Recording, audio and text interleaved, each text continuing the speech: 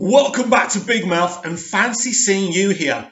Not only are we doing a trailer reaction to the New Year's Day episode, Resolution, we are going to review Season 11 here together. So first, let's check out this trailer. This is the DNA of the most dangerous creature in the universe. What? It's been buried on Earth since the 9th century. It's not going to stop until it's taken control of this planet. It's going to kill anyone that gets in its path. Does that have a name?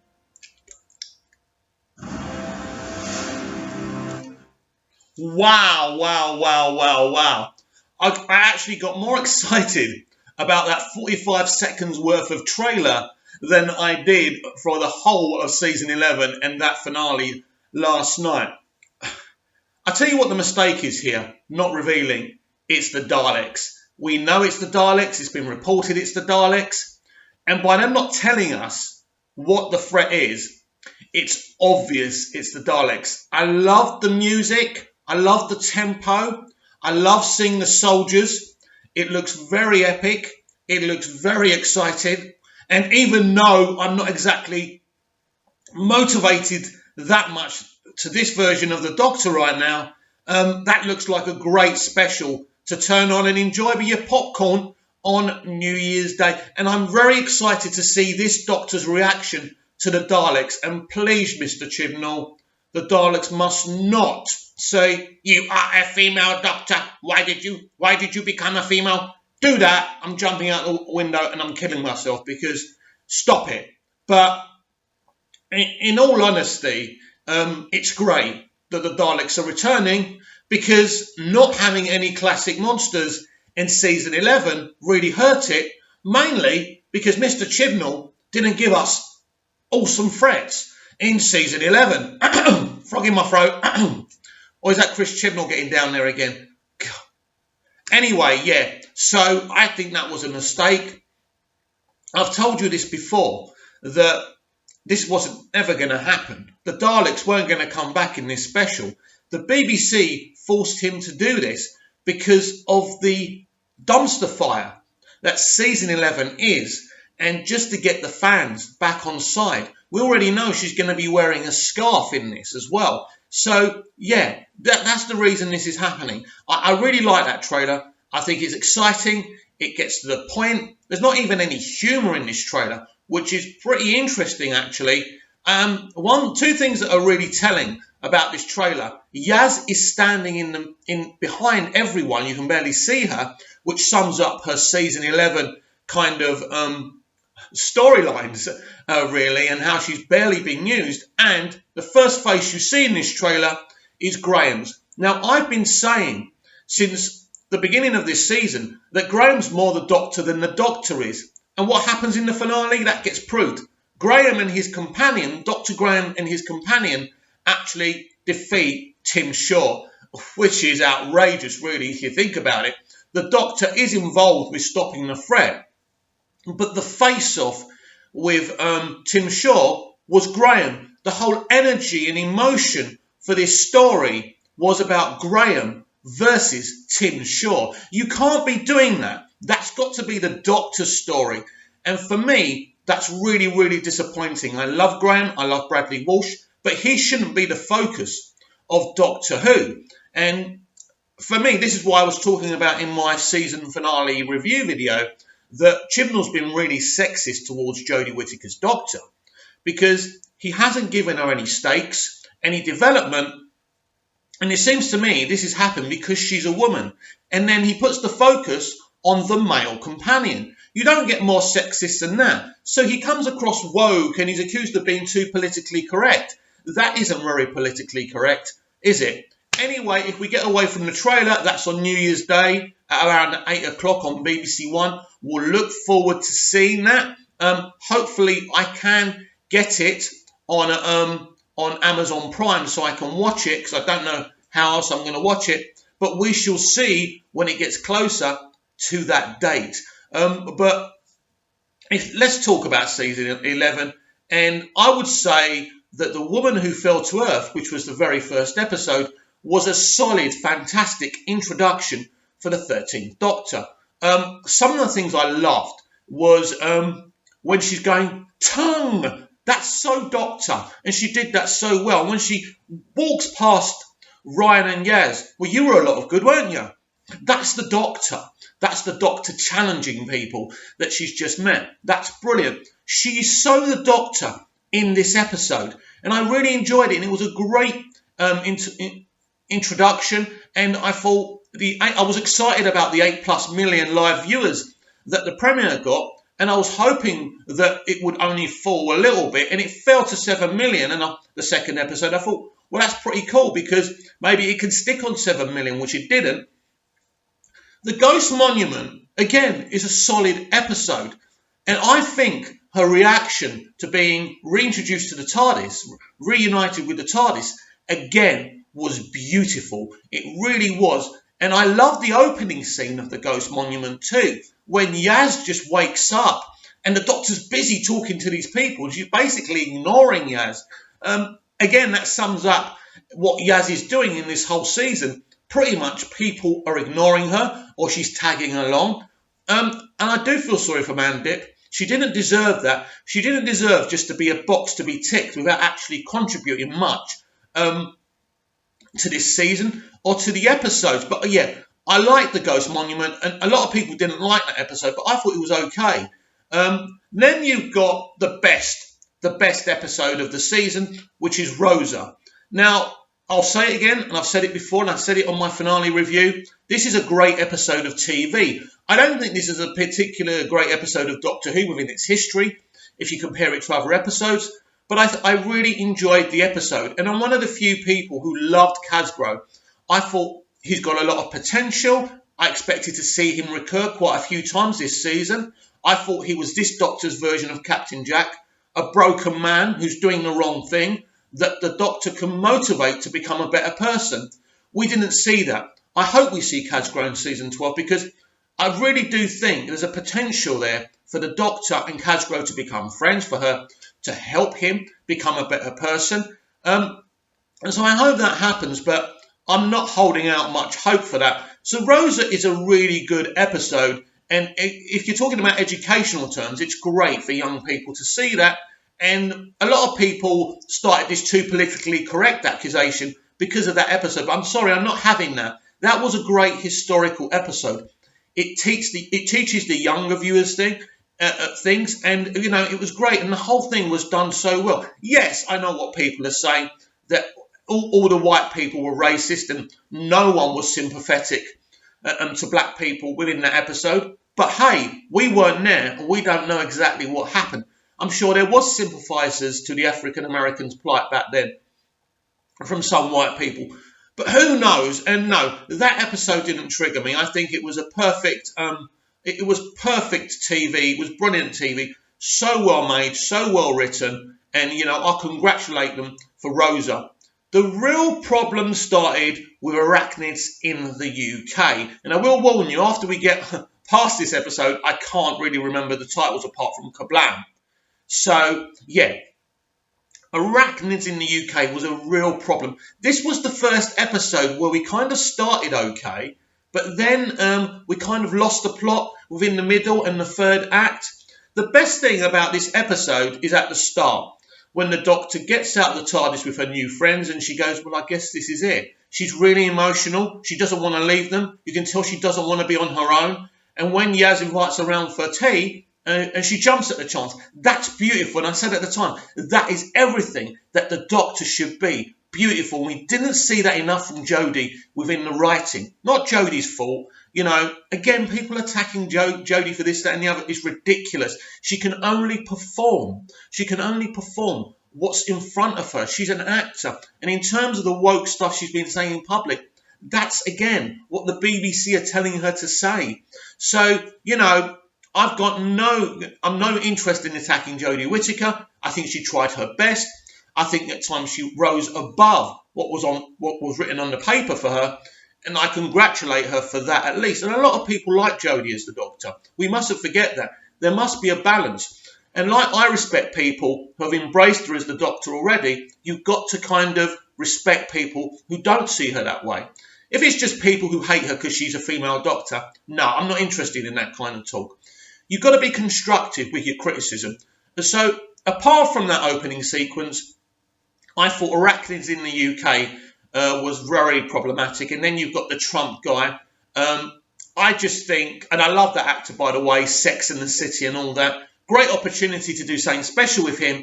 And all they were interested in really was name-dropping Trump. It was boring, bland. Episode 5, I can't even remember what episode 5 was about. But again, great start, bad middle, bad third act. The partition of India episode, again, started off really, really well. But again, lost it for me, and I began to become really, really bored of it. I'm not going to say these episodes in order because I can't even remember now. I'm kind of losing it now. Lots of people liked Kablam. Again, the same problem. Great start, boring middle, boring third act, boring villain. I understand what they were trying to say. Look, they were trying to say, look, this was about Amazon. No question about that. And I agree with the commentary that they were saying about Amazon. You know, with Amazon, it's taking away people's jobs and giving it to machines. And I get what they're trying to say in this episode, and I like it, but they lost the plot again and my interest wasn't piqued again within the middle of the episode. Now, Witchfinders was very, very problematic. You had a female writer and a female director. Nothing wrong with that. But they went all feminist. They went all man-hate. Oh, why do I have to explain myself? If I was a man, I wouldn't have to do that. There was no need for none of that. Man-baiting. You know, we're all human beings. Let's love each other. And if there are sexist men and racist men out there, let's try and educate them within storytelling and film and television instead of triggering people and making them what we already think that they are. And I think this is the problem with TV and film right now. So the Witchfinders, I mean, King James, was it King James? I thought he was okay. I enjoyed the performance. But all in all, again, it was an episode that lost it for me by the middle of the episode. Now, then you've got they take you away. I think that's what it's called, right? This episode really didn't have much about it. In the promos, they were teasing this brilliant threat, this brilliant horror, and really, again, there weren't any real villains there, and it was really about someone who didn't want to be on their own. And the whole thing with the frog was a joke. I'm sorry. It didn't work for me. You could show me gifs of silly monsters from Doctor Who's past in the classic series, but it doesn't matter. We are in 2018. I'm sure we can do a lot better than that. Now, I've already reviewed the finale. My thoughts on the finale, I had some technical trouble. So when I was watching it live, I literally saw one scene, and that's when Graham wants to talk to the Doctor on his own, and he says, listen, if I get an opportunity, I'm going to kill Tim Shaw. And the Doctor's saying, if you do that, Graham, you can't travel with me. If you do that, I will treat you like I'm going to treat him. The Doctor pretty much saying, you're either with me or against me here. The problem is the way the scene was directed. Graham was very dominant, but the Doctor wasn't. And this is what I don't like with what Chibnall's done. She's not intimidating enough. You imagine the 9th Doctor or the 10th Doctor or the 11th Doctor or even the 12th Doctor, a companion saying, literally, I'm going to kill this person. The Doctor's going to get in their face and say, if you do that, there's going to be a problem here. And those Doctors would have been intimidating because they were written that way and they were directed that way. And it just seems to me, because she's a woman, they don't want her to step out of line morally or anything like that. And I think in that scene, it's Graham who rises up. It's Graham who wins that verbal jousting, and it shouldn't be the way. The Doctor should always have the advantage with their companions, if you like, in sense of when they're going to do something that in the Doctor's frame of mind is wrong. And I like that scene. I think they played off of each other really well. But in that scene, the Doctor's really got to come off dominating that and saying, listen, Graham, that isn't going to happen. But it was a good scene. I thought Walsh was amazing in that scene, and it was a great arc for him. But what's really problematic here is it shouldn't be Graham who has this strong arc with Tim Shaw. It should be the Doctor. You know, it's a finale. You know, it's hero versus villain. And that didn't happen. Ultimately, he defeats Tim Shaw, and he shouldn't have done. It's become the Graham show. And as much as I love Graham and I love what they've done with his character, everyone else is in the background, including the Doctor. And you can't have that. Season 11 is, in this essence, is a season with fantastic concepts so apart from the first 3 episodes that are not executed right, that start off strong but get weaker and weaker as the episodes get along. And when you finish the episodes, you're underwhelmed and you are not motivated like in previous seasons to re-watch and be excited for Doctor Who. There's a lot to fix.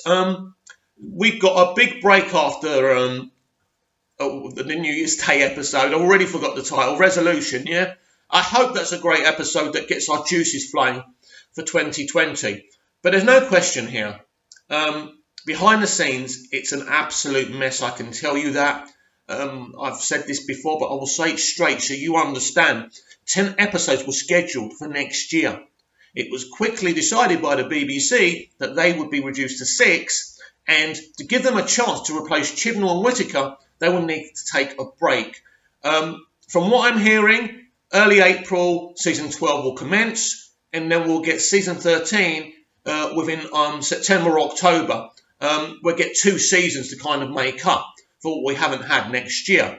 But there's no question, Jodie Whittaker and Chris Chibnall will be stepping down after season 12. I expect this to be announced sometime next year. They'll make a big deal out of it. And what you've got to understand about the entertainment industry, everyone fails upwards. So expect Jodie Whittaker and Chris Chibnall, like Mark Gatiss and Stephen Moffat, to be offered another project that they'll do together to make them look like a success. But saying that, this Dracula show that Gatiss and Moffat are developing with Netflix and the BBC sounds really exciting. I'd be more excited for the future they're doing than the future what Jodie Whittaker and Chris Chibnall are doing, because we know, you look at Sherlock, you look at Jekyll, and Stephen Moffat is a genius. There were issues with him, how he ran Doctor Who, but that shouldn't be forgotten, how talented Stephen Moffat is. This, for me, this season is the most lackluster, mediocre season since the show came back, since the revival. And no matter what previous people who have worked on the show will say to you in public, privately, people like Russell T Davies and Stephen Moffat will say the same thing. It's bad. It's not good enough. This is, it may have Doctor Who on the titles, but this isn't Doctor Who. They had a great opportunity here with the first female Doctor to give us a female that young girls, boys, men, women could look up to, that could say, yes, she may, this is the first female Doctor, but she's still the Doctor in every way. What they did really, by doing it this way, they gave the naysayers, the people who didn't want a female Doctor, an excuse to hate on the show, and this is how it's become divided. Then you've got people defending the show, making up lies to defend the show. I know a YouTuber, I don't know him personally, El Patron, who is totally against this season of Doctor Who, totally against this female Doctor. This fan offered to interview him. He fell for it. Then he was slaughtering the guy on Twitter. That is not acceptable. I don't mind a divided fan base. I don't mind people not agreeing. But what I don't like is people being cruel to others. And that's not acceptable. And if you try it with me, I will slap you back down. We will have all got a right to constructively criticise Doctor Who, which is what I've done. I've never been disrespectful to Jodie Whittaker, Chris Chibnall, or anyone involved with this season. But for me, it's been extremely problematic. It's been very boring, bland, and mediocre. And I have every right to say that. Now, I've bought season 11 on Prime Video. I ordered the steelbook of the Blu-ray. That will be coming in January. I'm really excited. I will pre-order Resolution. I'm excited the Daleks are coming back But what the tragedy is here, that Chris Chibnall didn't make this decision. He didn't want to bring back the Daleks. He was forced into it because the problems they've had with this season, merchandise sales, pre-orders for season 11, and so on and so on. Because the people who don't like season 11, big YouTubers, prominent YouTubers, have really done a lot of damage. And this is why you've got people like Mr. TARDIS Tripoli making up lies, cussing people he doesn't agree with, telling people to get out of his fandom, and this is the problem. But the season 11 defenders are really losing because there's not much to defend here. The mistakes are there to see. That this really isn't good Doctor Who. It isn't. The cameras are beautiful. It's directed beautifully. Akinola's music is outstanding. He's never going to, in comparison to Murray Gold, I will never say he's as good as Murray Gold. Murray Gold is awesome. And one of the first things they should do is bring him back. What you will be hearing when you get season 12 news, you'll be hearing a lot of old creatures coming back. I expect previous actors to return. They're really going to throw everything into her final season. But it will be her final season. They will cast a new show. They will cast a new Doctor for season 13. They will bring a new showrunner in. I don't know who that will be. The potential is really exciting. But the BBC know there's money to be made from Doctor Who. Even as bad as it's been, the Doctor Who ratings have been extremely solid and better than season 10. But never compare season 11 and season 10 and call it a big success in the ratings because it's better than season 10, which is what people like Tripoli, Mr. TARDIS, have been doing. It's lies upon lies. Always be honest and always be open and always be constructive about your criticism. I've enjoyed reviewing this season's episodes of Doctor Who. It's a shame they've had to be negative at times. It's a shame that I can't dance through the rooftops like I did in Russell T Davies' era. How beautiful this was. And by the way, something else we need to come back. Doctor Who Confidential. That was brilliant. And that needs to come back. These 2-minute segments of behind the scenes, then pretending to be happy behind the scenes. Oh, yeah. Oh, and this guy likes chocolates. He's always eating chocolate. He's so funny, isn't it? Yeah. Oh, I like custard cream, And funny, she loves custard creams, right? She only ate them once. And that was thrown out very quickly, wasn't it? I don't know why, to be honest with you. Yeah. So what would I give this season in terms of Doctor Who? I have to be fair. I have to be honest with what I think. I think this is a 5 out of 10 season because it looks beautiful, the music's great, but what you've got is an empty box with nothing in it. And that, my friends, is it for my season 11 review. Like, share the video, share the channel, spread the word about Big Mouth.